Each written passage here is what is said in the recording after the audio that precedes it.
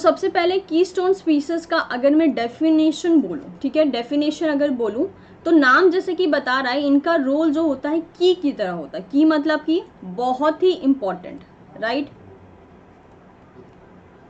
कभी भी आपने एक लॉक को देखा होगा, अगर उस लॉक की गुम जाती है तो कभी भी वो लॉक क्या मतलब यूजफुल रहता है, नहीं रहता है।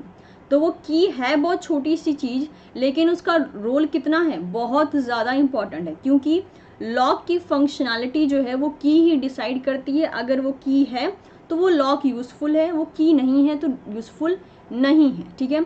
तो यहीं से आप समझ सकते हैं कि एक की स्टोन जब हम बोल रहे हैं तो उसका रोल बहुत ज़्यादा इंपॉर्टेंट होने वाला है। लेकिन इसको नाम की स्टोन क्यों दिया गया है, इसके बारे में भी हम बात करेंगे। लेकिन सबसे पहले मैं आपको एक इसका स्टैंडर्ड डेफिनेशन बता देती हूँ, ठीक है।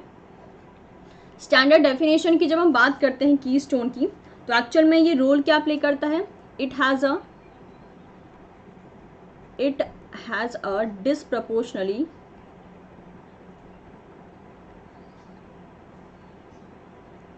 larger effect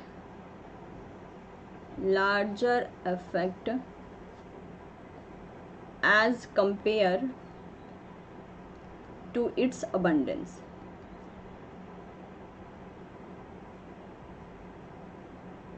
ठीक है, ये बहुत ही ज़्यादा इम्पॉर्टेंट लाइन है, स्पेशली ये एक वर्ड दैट इज़ डिसप्रपोर्शनैलिटी का, ठीक है, डिसप्रपोर्शनली।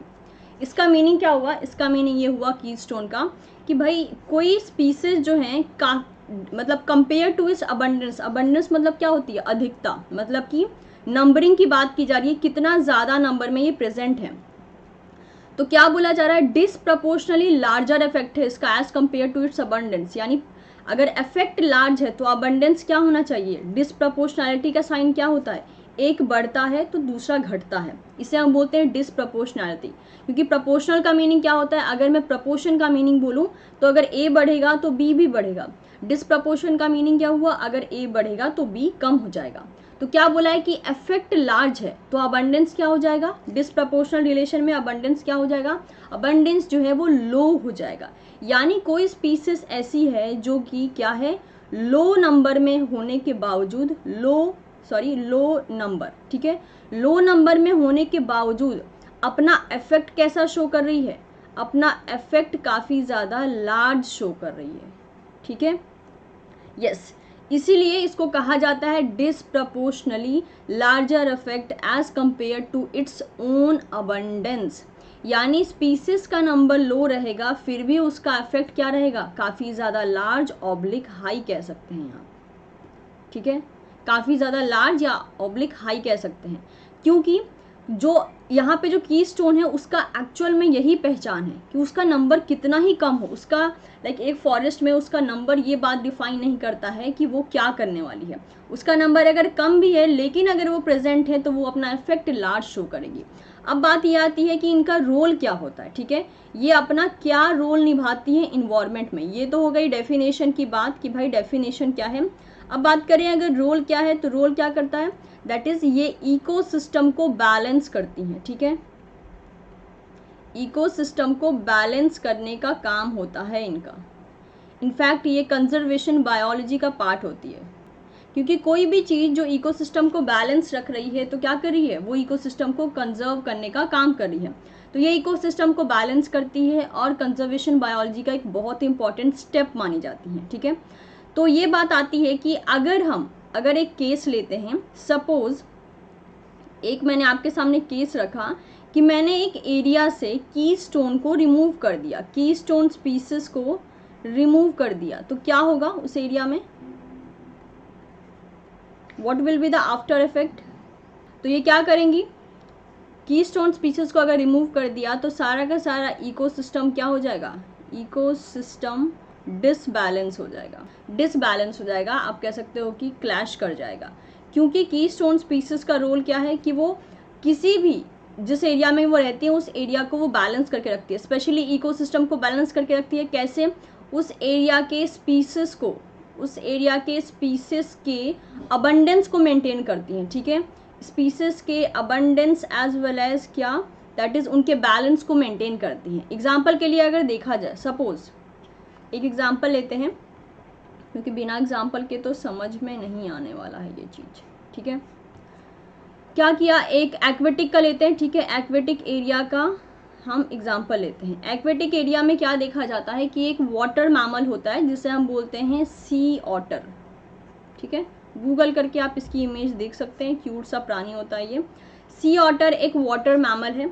सी ऑटर क्या करता है, सी ऑटर जो एक नॉर्मल इनकी लाइफ है, ठीक है। नॉर्मल लाइफ के बारे में हम बात कर रहे हैं कि चीज़ें रेगुलेट कैसे होती हैं।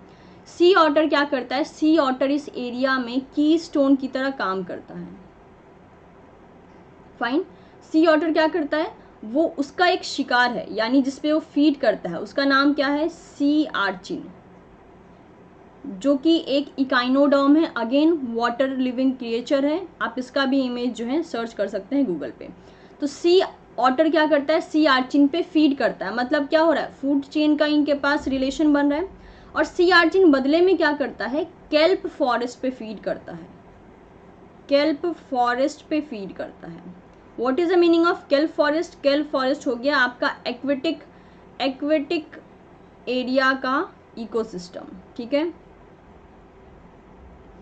जैसे लैंड पे इकोसिस्टम या फिर इकोलॉजिकल इन्वायरमेंट पाया जाता है, वैसे ही वाटर के अंदर जो पाया जाता है उसे हम कहते हैं केल्प फॉरेस्ट। तो इनमें रिलेशन क्या है, इनमें रिलेशन है किसका, फूड चेन का, कि भाई सी ऑटर जो है सी आर्चिन पे फीड करेगा, सी आर्चिन जो है केल्प पे फीड करेगा। इसमें इकोसिस्टम क्या रहेगा, बैलेंस रहेगा। क्यों रहेगा, क्योंकि भाई हर चीज़ प्रॉपर बेसिस पे फीड की जा रही है। मतलब जिसको जिस पे फीड करना चाहिए वो उस पे फीड कराए। फूड, अब नॉर्मली देखा जाए फूड चेन क्या है, एक ऊपर वाला जो ट्रॉपिक लेवल का ऑर्गेनिज्म है वो नीचे वाले पे फीड करता है। तो ऐसा नहीं है कि नीचे वाले को पूरा एग्जॉस्ट कर देता है, वो उसको सीक्वेंशियल बेसिस पे बैलेंस कर रहा है, इसीलिए वो फीड करता है। वो फीड ना करे तब ज़रूर डिसबैलेंसिंग हो जाएगा, राइट। तो ये था नॉर्मल इसकी लाइफ। अब इसकी लाइफ देखते हैं कब, जब हमने क्या किया, जब हमने कीस्टोन को रिमूव कर दिया। ये था केस 1, ठीक है, ये था केस 1। अब हम बात करते हैं केस 2 के बारे में। केस 2 के बारे में बात करते हैं। केस 2 क्या है, when keystone species is remove, keystone removed, हमने इसको रिमूव कर दिया तो क्या देखा जाएगा कि जो सी ऑटर है, ठीक है, जो सी ऑटर है, सी ऑटर प्रेजेंट नहीं है, एब्सेंस, ठीक है। तो क्या वो कंट्रोल कर पाएगा सी आर्चिन पे, नहीं कर पाएगा। As a result of that क्या होगा, सी आर्चिन पे कोई फीड कर रहा है, नहीं कर रहा है, तो इसका नंबर क्या हो जाएगा, इसका नंबर बहुत ज़्यादा हाई हो जाएगा। हाई हो जाएगा मतलब नंबर इंक्रीज कर जाएगा, ठीक है। अब कोई भी चीज़ जब ज़्यादा नंबर में होती है तो क्या करती है, अपने से नीचे ट्रॉपिक लेवल वाले को ओवर एक्सप्लॉइट करती है, मतलब कि उसका ज़रूरत से ज़्यादा इस्तेमाल करती है। तो सी आर्चिन क्या करेगी, सी आर्चिन जो है ज़रूरत से ज़्यादा केल्प फॉरेस्ट पे फीड करेगी, केल्प फॉरेस्ट पे फीड करेगी, दैट इज ओवर फीडिंग। क्यों ओवर फीडिंग क्यों होगी, क्योंकि इनका नंबर इतना ज़्यादा है। इतना नंबर ज़्यादा क्यों है, क्योंकि सी ऑटर उस एरिया में प्रेजेंट नहीं है जो कि ये कीस्टोन स्पीसीज था। तो ऑटोमेटिकली क्या होगा, रिजल्ट क्या होगा, केल्प फॉरेस्ट कुछ टाइम बाद क्लैश कर जाएगा, या फिर आप कह सकते हो कि क्या हो जाएगा, डिसबैलेंस हो जाएगा, ठीक है, डिसबैलेंस हो जाएगा। तो ये एक्चुअल में क्या हुआ, यहाँ पे अगर एक बात पे अगर आप ध्यान देंगे तो सी ऑटर का एब्सेंट रहना सी आर्चिन के लिए, उसने क्या, सी आर्चिन के लिए फायदेमंद कैसे रहा, क्योंकि उसने सी आर्चिन को डोमिनेंट स्पीसीज की तरह बिहेव करने का मौका दे दिया, ठीक है। डोमिनेंट स्पीसीज कौन सी होती हैं भाई, डोमिनेंट स्पीसीज होती हैं जितना नंबर रहेगा उतना ही लार्ज इफेक्ट रहेगा, higher the number large will be effect. अब किसी भी एरिया में कोई भी इकोसिस्टम अगर बैलेंस बेसिस पे चल रहा है ना, वहाँ पे आप किसी एक स्पीसीज को डोमिनेंट बनने का मौका दे दीजिए, वो उसके बाद उसके नीचे के सारे स्पीसीज को वो इतना ओवर एक्सप्लॉइट करेगा कि वो कुछ टाइम बाद जो है लुप्त हो जाएंगे, ठीक है, पूरा का पूरा एक्सटिंक्ट हो जाएंगे। तो एक का प्रेजेंट ना रहना, सी ऑटर का प्रेजेंट ना रहना क्या कर रहा है, सी आर्चिन को मौका दे दे रहा है डोमिनेंट स्पीसीज बनने का। डोमिनेंट स्पीसीज वो होती हैं जिनका नंबर ज़्यादा हो तभी लार्ज इफेक्ट होता है, मतलब कि प्रोपोर्शनैलिटी यहाँ मेंटेन होती है, जबकि कीस्टोन में क्या है, नंबर छोटा है फिर भी लार्ज इफेक्ट है। लेकिन डोमिनेंट में क्या है, डोमिनेंट में प्रोपोर्शनैलिटी फॉलो होती है, larger the number larger will be effect. लेकिन कीस्टोन में क्या होता है, डिसप्रपोर्शनैलिटी मेंटेन होती है, lower the number larger will be. Examples के लिए मैं एक केस स्टडी लेना चाहूंगी जो रियल में हुआ था। ठीक है, केस स्टडी के बारे में हम बात करते हैं। ये हुआ था येलोस्टोन नेशनल पार्क में।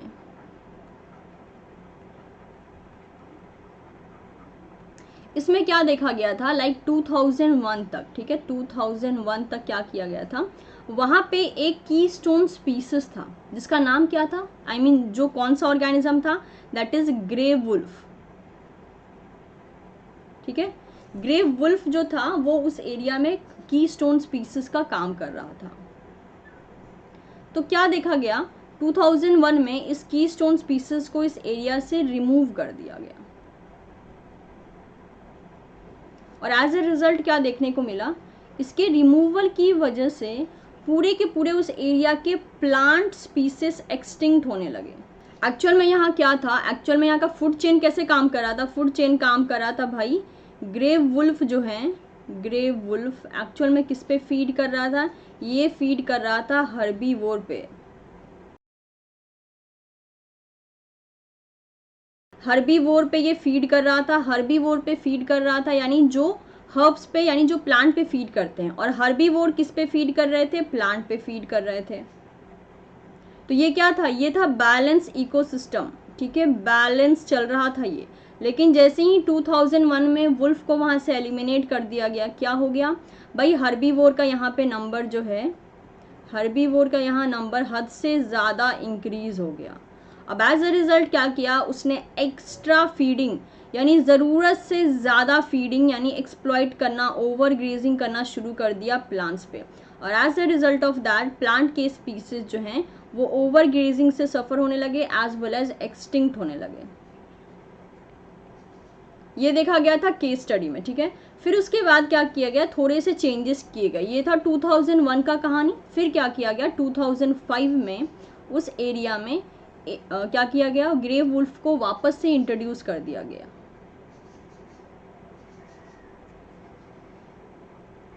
इंट्रोड्यूस करने के बाद देखा गया कि कुछ टाइम बाद, आफ्टर सम टाइम, ये चीज़ देखने को मिली कि भाई उस एरिया में प्लांट का नंबर काफ़ी ज़्यादा अच्छा हो गया है as compare to the previous condition. क्योंकि वहाँ पे अब कौन सी साइकिल चल पड़ी होगी, अब हो गया होगा कि भाई ग्रे वुल्फ जो है, ग्रे वुल्फ ने हर्बीवोर पे फीड किया होगा, हर्बीवोर का नंबर कंट्रोल में रखा होगा।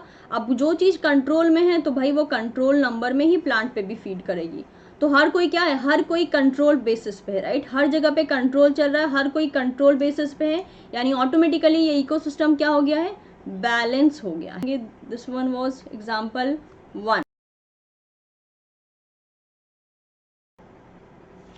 चलिए अगला देख लेते हैं एग्जांपल 2।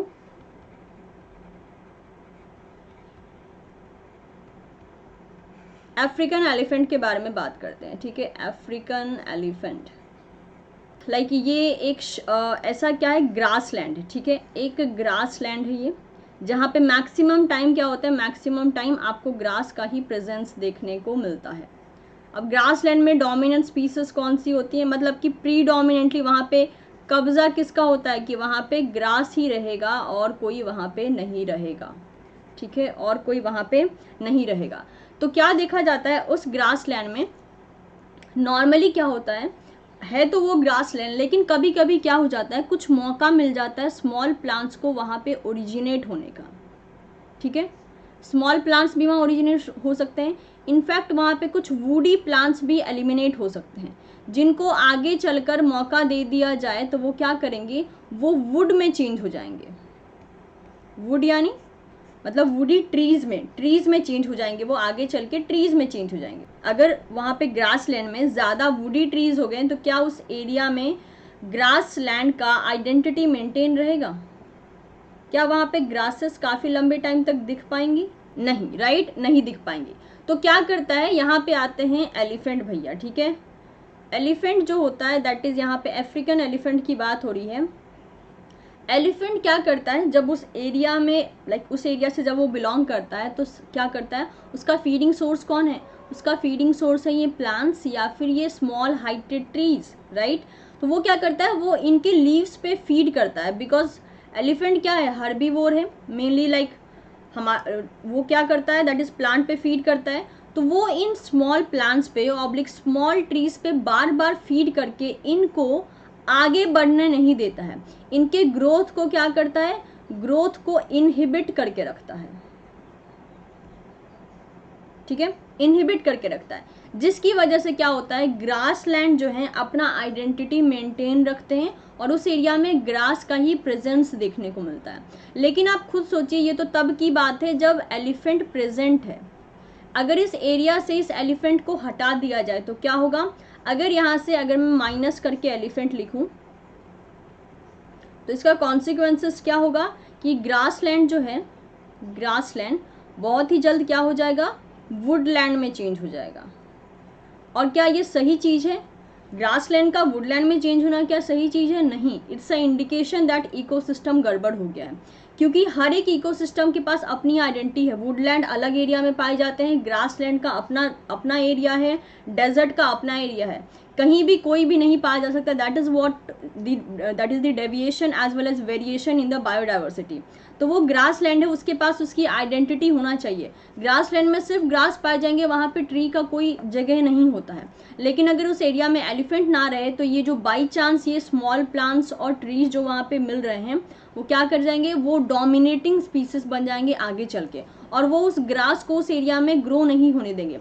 तो हेंस क्या होगा, एलिफेंट जो है, एलिफेंट यहाँ किसकी तरह काम कर रहा है, एलिफेंट यहाँ काम कर रहा है कीस्टोन की तरह। तो मैं उम्मीद करती हूँ आज का सेशन आपके लिए यूजफुल रहा होगा, आपने समझा होगा कि कीस्टोन का एक्चुअल में रोल क्या होता है। 2 एग्जाम्पल के थ्रू भी हमने समझने की कोशिश की।